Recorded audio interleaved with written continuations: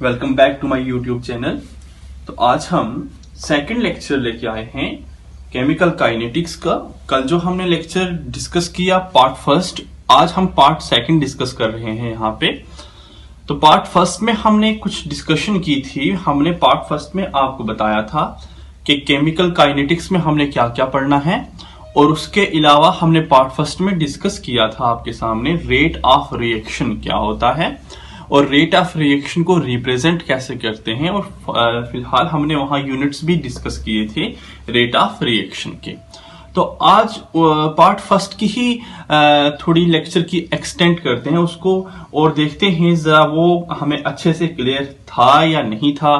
तो एक क्वेश्चन मैं आपके सामने लेके आया हूं लेक्चर फर्स्ट से, जो हमने पहले लेक्चर डिस्कस किया है। इस वीडियो को देखने से पहले उस वीडियो को एक बार जरूर देख लीजिए, तब तक आप उस वीडियो को देखिए और फिर उसके बाद ये क्वेश्चन सॉल्व कीजिए, आपका क्वेश्चन सॉल्व हो जाएगा। एक क्वेश्चन है आपके सामने। फॉर एग्जांपल हमें एक क्वेश्चन दिया हुआ है, रिएक्शन है SO2, ठीक है, SO2 सल्फर डाइऑक्साइड, ठीक है, रिएक्ट, ये गैसेस फॉर्म में है, रिएक्ट करेगा, रिएक्ट विथ 1/2O2, ये भी गैसेस फॉर्म में है, to form SO3 sulphur dioxide, to form SO3 sulphur dioxide gas, ठीक है। अब जरा हमें कह रहा है कि आपने इसके लिए सबसे पहले क्वेश्चन क्या कह रहा है, आपने इसके लिए रेट ऑफ डिसअपीयरेंस लिखना है, रेट ऑफ डिसअपीयरेंस लिखना है। मैंने ये आपको करवाया हुआ है रेट ऑफ डिसअपीयरेंस क्या होता है, किस तरीके से लिखते हैं। आज एक और तरीके से भी बताएंगे, इस तरीके से भी लिख सकते हैं। रेट ऑफ अपीयरेंस लिखना है। अब कौन अपीयर हो रहा है, कौन डिसअपीयर हो रहा है, ये आपको पता होना चाहिए। और फिर फाइनली आपको रेट ऑफ रिएक्शन लिखना है। ये तीन चीजें आपको लिखनी है। ये तीनों की तीनों चीजें आपकी किस फॉर्म में है, गैसियस फॉर्म में है, ठीक है। आइए याद रखिए, आज के लेक्चर में दोबारा से रिपीट कर रहा हूं मैं, रेट ऑफ डिसअपीयरेंस जो होता है वो हमेशा रिएक्टेंट का होता है। हमें पता है कि रिएक्टेंट जो होते हैं वो डिसअपीयर होते हैं with respect to time, and product appear होते हैं विद रिस्पेक्ट टू टाइम। तो रेट ऑफ डिसअपीयरेंस भी लिख सकते हैं या रेट ऑफ कंजप्शन भी लिख सकते हैं। तो आपको लिखना है rate of disappearance of SO2 सबसे पहले, तो लिखेंगे रेट ऑफ डिसअपीयरेंस, लेट करते हैं, हमें SO2 का डिसअपीयरेंस रेट पूछा हुआ है। तो rate of disappearance of SO2 sulphur dioxide, ठीक है। या आप ऐसा भी लिख सकते हैं रेट ऑफ कंजप्शन, ठीक है, कंजप्शन, डिसअपीयरेंस की जगह कंजप्शन, कंज्यूम हो रहा है। तो हमने कहा था आपको लिखना है कैसे, आपको लिखना है डेल्टा, ठीक है। और देखिए उसको लिखने के तरीके दो हैं। आप ऐसा, अब मत कंफ्यूज होइए, बुक पे लिखा होगा ऐसा डेल्टा SO2, तो मैं अगर डेल्टा को अंदर भी लिख दूं तब भी कोई प्रॉब्लम नहीं है, तब भी कोई फर्क नहीं पड़ने वाला। चलो ठीक है, अच्छा लगता है, डेल्टा बाहर है तो हम डेल्टा को बाहर लिख लेते हैं, ठीक है।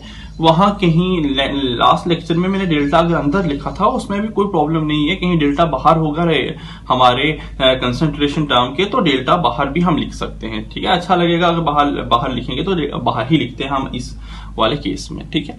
तो वहां हमने लिखना था हमें delta SO2 with respect to time, और मैंने कहा था आप लगा लो, मॉड लगा लो, ठीक है। अब इसी चीज को हम इस तरीके से भी लिख सकते हैं, delta SO2 with respect to time, मैंने कहा मॉड लगा लो, तो इसी चीज को हम ऐसा भी लिख सकते हैं। जरा कैसे देखिए, rate of disappearance of SO2 minus delta SO2 with respect to time taken, ठीक है। इसी चीज को हमने ऐसा भी लिखा, delta SO2 with respect to time, और ये टाइम टेकन, ये है रेट ऑफ डिसअपीयरेंस हमारा SO2 का।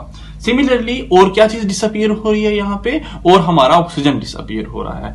तो सेकंड आपको लिखना है rate of disappearance of oxygen, ठीक है। तो लिखेंगे rate of disappearance of O2, oxygen की बात चलेगी।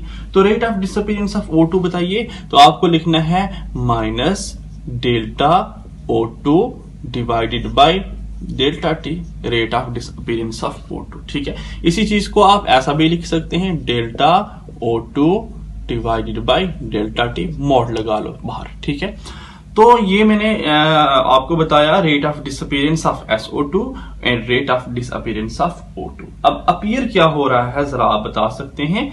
तो यह जो चीज अपीयर हो रही है वो है क्या, यहाँ हमारा प्रोडक्ट है, और प्रोडक्ट अपीयर होते हैं हमेशा। और प्रोडक्ट में क्या अपीयर हो रहा है, प्रोडक्ट अपीयर हो रहा है SO3। तो आपको लिखना है rate of appearance, rate of appearance, appearance, rate of appearance of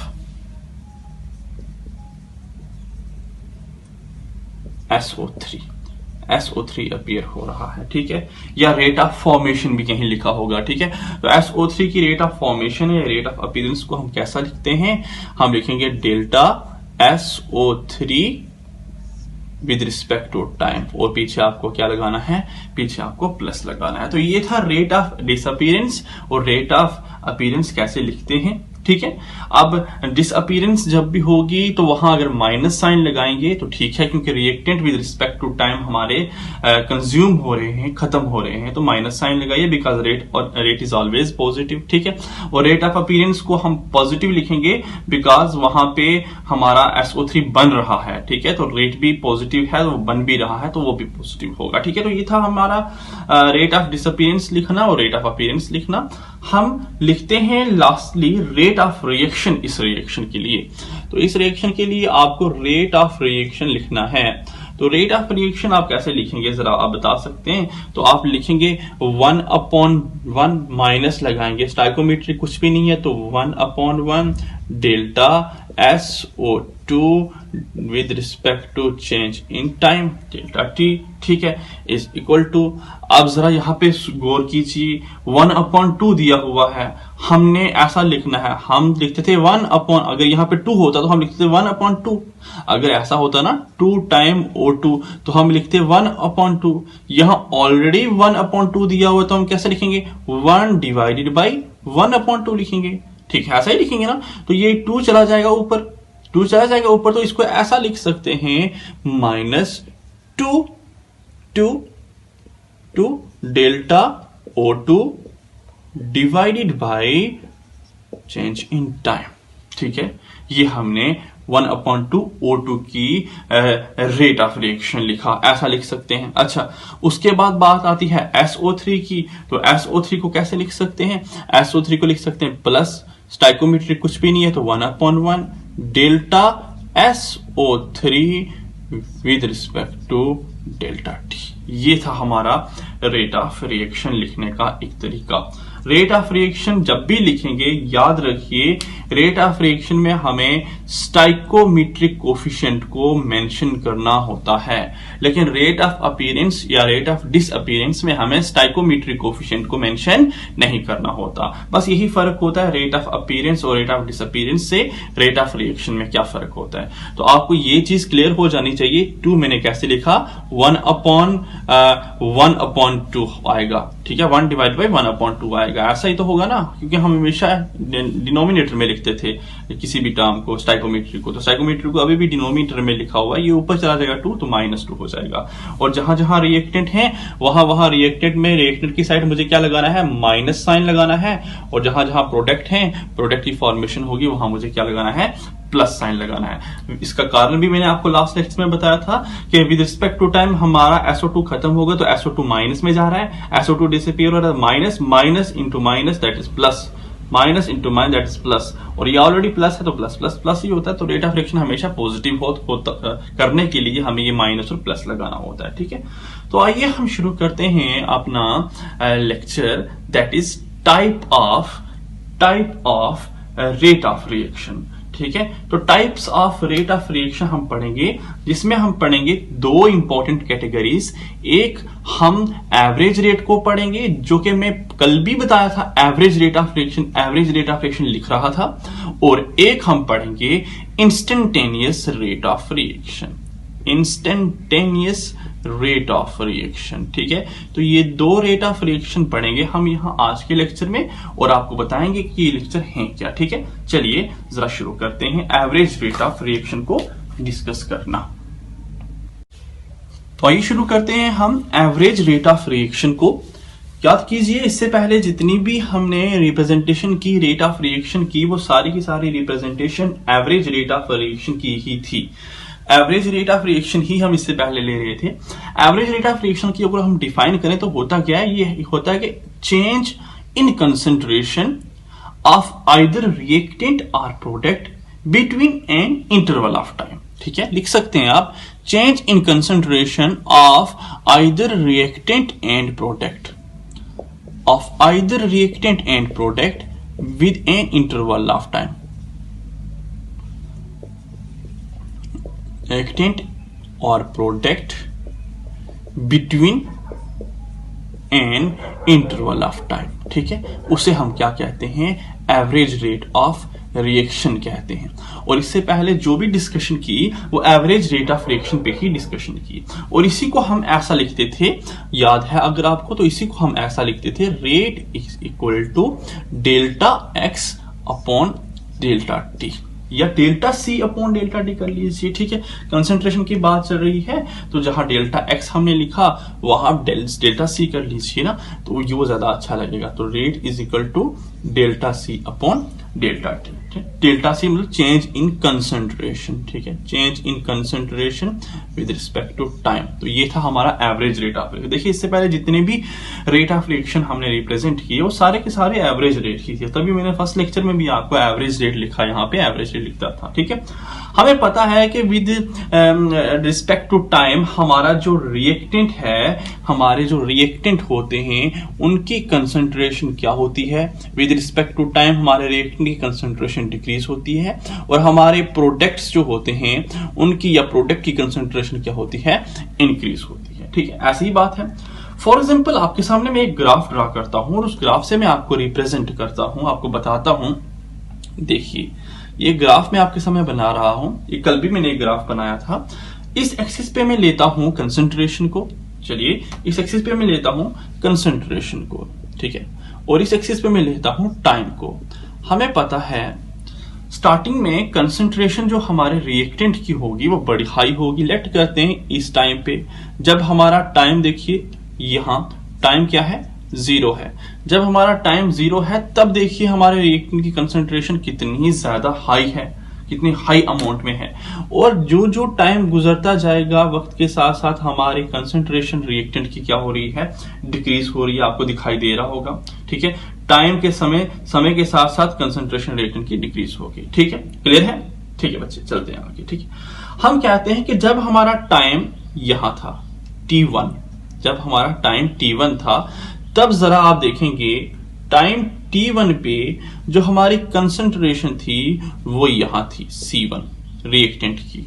और जो जो हमने टाइम बढ़ाया, हमारा टाइम देखिए टाइम T2, तब आप देखिए हमारी रिएक्टेंट की कंसंट्रेशन डिक्रीज हो गई है C2। आपको ग्राफ अच्छे से क्लियर हो रहा होगा कि वक्त के साथ साथ, टाइम के साथ साथ हमारे रिएक्टेंट की कंसंट्रेशन क्या हो रही है, डिक्रीज हो रही है। इस ग्राफ से हमें पता चल रहा है कि T1 टाइम पे कंसंट्रेशन C1 है और T2 टाइम पे कंसंट्रेशन C2 है। मोreover इस ग्राफ से ये भी इंडिकेट हो रहा है कि हमारी कंसंट्रेशन C2 लेस देन है कंसंट्रेशन C1। ठीक है, तो डेल्टा C हमने कहा, delta C, delta that is change in concentration of C with respect to time. यही तो हमने कहा ना कि एवरेज रेट ऑफ रिएक्शन को रिप्रेजेंट कर सकते हैं ऐसे। ठीक है, ऐसा भी लिख सकते हैं हम। ठीक है, डेल्टा C की जगह हम ऐसा लिख सकते हैं, change in concentration of C2 that is final concentration minus initial concentration C1, delta C तो यही था, डिवाइडेड बाय डेल्टा T। अब जरा खुद बताइए, अच्छा डेल्टा T की जगह भी आप भी ऐसा लिख सकते हैं, डेल्टा T की जगह भी आप लिख सकते हैं ना T2 माइनस T1 लिख सकते हैं आप ऐसा। ठीक है, T2 माइनस T1। अभी चेंज लिख दिया तो फिर ऐसा कर लीजिए, चेंज तो हमने लिख दिया ना, तो चेंज को फिर कंसंट्रेशन क्यों लिखना। ठीक है, T2 माइनस T1। ठीक है, अब जरा खुद सोचिए कि C2 क्या है, C2 कम है और C1 क्या है, ज्यादा है। तो ओवरऑल कंसंट्रेशन यहां माइनस में होगी ना, ठीक है। C2 कम है, लेट करते हैं C2 5 है और C1 ज्यादा है 10 है, ठीक है। तो ये कितना आएगा, -5 आएगा, तो कंसंट्रेशन माइनस में है। कंसंट्रेशन किस में आ रही है, माइनस में आ रही है। दैट इज वाई हम यहां पे साइन इंप्लीमेंट करते हैं, साइन डालते हैं किसका, माइनस का। मैं बार बार आपको कहता था कि माइनस साइन क्यों डालते हैं, बिकॉज कंसंट्रेशन माइनस में होती है, माइनस इंटू माइनस रेट हमारा क्या होगा, प्लस होगा। तो फिर हमने क्या किया, ओवरऑल इसके पीछे क्या लगाया, माइनस का साइन लगाया। ये था हमारा एवरेज रेट ऑफ रिएक्शन। और ये एवरेज रेट ऑफ रिएक्शन हम जब भी निकालते हैं, ये हम इंटरवल ऑफ टाइम के लिए निकालते हैं, टाइम इंटरवल के लिए निकालते हैं, ठीक है। कितने समय से कितने समय तक हमारी रिएक्शन हुई, ठीक है। अभी हमें रिएक्शन की, क्या उस रिएक्शन को करने में हमें 10 मिनट लगे, 15 मिनट लगे, 1 घंटा लगा, उसके लिए हम एवरेज रेट ऑफ रिएक्शन निकालते हैं। मतलब एट फाइनाइट टाइम के लिए किसी भी रिएक्शन का रेट जब हम निकालते हैं, वो हम एवरेज रेट ऑफ रिएक्शन से ही मालूम कर सकते हैं। और ये मैंने ग्राफ जो आपके सामने रिप्रेजेंट किया, ये ग्राफ हमारे रिएक्टेंट के केस का था। रिएक्टेंट के केस में हमारी कंसंट्रेशन डिक्रीज हो रही है। क्लियर हुआ आपको? चलिए अब जरा हम एक ग्राफ ड्रा करते हैं प्रोडक्ट के केस में। अब हम एक प्रोडक्ट का केस लेते हैं और प्रोडक्ट के केस में भी हम क्या करते हैं, ग्राफ ड्रा करने की कोशिश करते हैं, ठीक है। ऑलरेडी कल मैंने आपको ग्राफ तभी एडवांस में बढ़ाया था कि आपको पता हो जाए ग्राफ किस तरीके से रिएक्टेंट और प्रोडक्ट का बनता है, ठीक है। हम प्रोडक्ट का ग्राफ बनाएंगे, जब स्टार्टिंग होगा कंसंट्रेशन यहां लिखेंगे, टाइम यहां लिखेंगे। जब हमारा टाइम स्टार्ट होगा, अभी हमारे प्रोडक्ट की कंसंट्रेशन 0 है यहां पे, ठीक है, ठीक है। टाइम अभी शुरू ही नहीं हुआ, अभी रिएक्टेंट ही थे, तो प्रोडक्ट की concentration 0। With respect to time हमारा प्रोडक्ट बढ़ रहा है और जब कंप्लीटली हमारा प्रोडक्ट बढ़ जाएगा, फिर हमारी रिएक्शन इस स्टेज के आगे इक्विलिब्रियम में हो जाएगी। ये देखिए, कोई भी रिएक्शन इस दुनिया में उसका एक एंड नहीं होता, रिएक्शन इक्विलिब्रियम में हो जाती है, ठीक है। तो हम सोचते हैं कि जो हमारे सारे के सारे प्रोडक्ट्स बन गए हैं, ठीक है, तो रिएक्शन इक्विलिब्रियम में हो जाती है, मतलब अब उसके आगे रिएक्शन नहीं बढ़ सकती है। तो हमने ऑलरेडी इक्विलिब्रियम में डिस्कस किया था, तो रिएक्शन यहां इक्विलिब्रियम में हो जाएगी, तो हम बोलेंगे प्रोडक्ट्स हमारे बन गए, ठीक। अब जरा देखिए, आप यहां से गौर कीजिए, जब हमारा टाइम t1 था, ओके, जब हमारा टाइम t1 था, तब आप अपनी कंसंट्रेशन पे फोकस कीजिए, कंसंट्रेशन C1 थी। जब हमारा टाइम t2 था, यहां पे लगाएंगे t2, तब आप अपनी कंसंट्रेशन देखेंगे, प्रोडक्ट की कंसंट्रेशन C2 थी। क्लियर है? यहां से देख के आपको लग रहा है सर C1 वो लेस देन है C2, ठीक है, C1 लेस देन है C2। तो आप change in concentration delta C divided by delta T को आराम से लिख सकते हैं यहां पे C2 minus C1 divided by T2 minus T1। ये कुछ नहीं है, ब्रैकेट लगा रहा हूं आपके सामने, ये ब्रैकेट ही है और कुछ नहीं है। अब C2 ग्रेटर देन C1 है, C2 ग्रेटर देन मतलब C2 10 है, माइनस C1 5 है, तो ओवरऑल आंसर क्या होगा, ओवरऑल आंसर 5 होगा। ये प्लस में आएगा। अब ये प्लस में है तो आपको यहां प्लस लिखना है या नहीं लिखना, वो आपकी मर्जी। हमारा रेट ऑलवेज किस में होगा, रेट ऑलवेज पॉजिटिव में होगा। तो ये तभी हम यहां पॉजिटिव लिखते थे और वहां हम नेगेटिव लिखते थे। तो ये ग्राफिकल रिप्रेजेंटेशन में आपको करवा रहा हूं एवरेज रेट ऑफ रिएक्शन की, और अब इंस्टेंटेनियस रेट ऑफ रिएक्शन की भी ग्राफिकल रिप्रेजेंटेशन में आपको करवाता हूं, ठीक है। तो ये था हमारा एवरेज रेट ऑफ रिएक्शन, और एवरेज रेट ऑफ रिएक्शन के लिए हमेशा हम delta C upon delta T लिखते हैं, delta C upon delta T। ये हमें एक फाइनाइट टाइम के लिए बताता है, टाइम इंटरवल के लिए हमें रेट बताता है, एवरेज रेट ऑफ रिएक्शन, ठीक है। डेफिनेशन मैंने आपके सामने नोट डाउन की हुई है। तो आइए हम नेक्स्ट शुरू करते हैं अपना इंस्टेंटेनियस रेट ऑफ रिएक्शन को, कि हमारा इंस्टेंटेनियस रेट ऑफ रिएक्शन क्या होता है, उसे जरा थोड़ा सा समझने की कोशिश करते हैं। तो लगाएंगे heading instantaneous rate of reaction, instantaneous rate of reaction. तो इंस्टेंटेनियस रेट ऑफ रिएक्शन क्या होता है कि जब भी कोई चेंज हो और वो बड़े ही कम टाइम के लिए हो, that change is known as instantaneous change and that rate is known as instantaneous rate of reaction। मतलब एक एक टाइम इंटरवल वहां पे ना हो, एक वहां पे कोई टाइम इंटरवल ना हो, वहां कुछ भी हम ऐसा नहीं बोल सकते कि कोई टाइम इंटरवल है, वहां हम बोल सकते हैं कि फिक्स टाइम के लिए है हमारा रेट, मतलब एक ही समय पे एक मतलब टाइम का कुछ ऐसा नहीं होता, जैसे हम बोलते हैं यहाँ T2 और T1 टाइम है, वहां एक ही टाइम पे हो रिएक्शन, ठीक है, टाइम इंटरवल ना हो, that is known as instantaneous rate of reaction.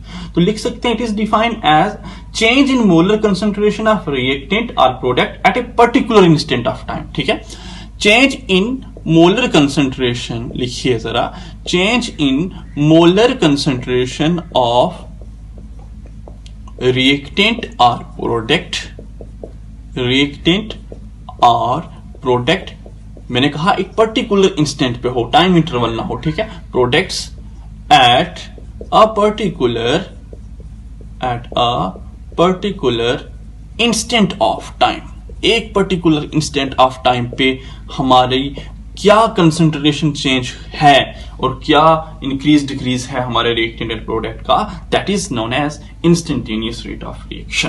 Clear है? फॉर एग्जाम्पल अगर मैं आपके सामने एक ग्राफ ड्रा करता हूं रिएक्टेंट के केस में, ठीक है, रिएक्टेंट के केस में मैं ग्राफ ड्रा करता हूं, तो यहां आप बोल सकते हैं कंसंट्रेशन हमेशा, यहां आप बोल सकते हैं टाइम। रिएक्टेंट के केस में हम जानते हैं हमारा ग्राफ ऐसा होता है कि नहीं होता, हम कहते हैं कि इस पर्टिकुलर इंस्टेंट ऑफ टाइम पे आपको बताना है कि क्या है आपका टाइम, क्या है आपकी कंसंट्रेशन या क्या है आपका रेट, ठीक है, इस पर्टिकुलर टाइम पे आपका रेट क्या है, ये है हमारा टाइम, इस टाइम का नाम है इंस्टेंटेनियस टाइम, ठीक है, इंस्टेंटेनियस पर्टिकुलर इंस्टेंट पे, और यहां हमारी कंसंट्रेशन है, ठीक है, उस कंसंट्रेशन को बोलते हैं C, ठीक है। तो आपको क्या बताना है, इस जगह पे क्या हमारा रेट है, तो रेट की डेफिनेशन क्या होती है, रेट होती है कंसंट्रेशन अपॉन टाइम, ठीक है। तो इसी जगह पे जो ये हमारा आपको स्लोप लाइन दिख रही है, यही हमारा रेट होगा, ये line, slope of line is called rate of reaction लिख सकते हैं, आप लिख सकते हैं जो हमारी स्लोप ऑफ लाइन होगी, ठीक है, इसका आप यहां पे एक टेंजेंट ड्रा कीजिए ऐसा, जो वहां पे स्लोप होगी हमारी लाइन की, उसी को हम बोलते हैं क्या, rate of reaction. Slope of line is called rate of reaction here, slope of line is called rate of reaction here, ठीक है। लेट करते हैं इसे हम बोल देते हैं dt, ठीक है, स्मॉल टाइम, स्मॉल इंटरवल के लिए, एक पॉइंट के लिए, तो यहां डेल्टा नहीं लिखेंगे, डेल्टा होता है टू इंटरवल के बीच, यहां dt बोल देते हैं, और इसे हम बोलते हैं dx, ठीक है।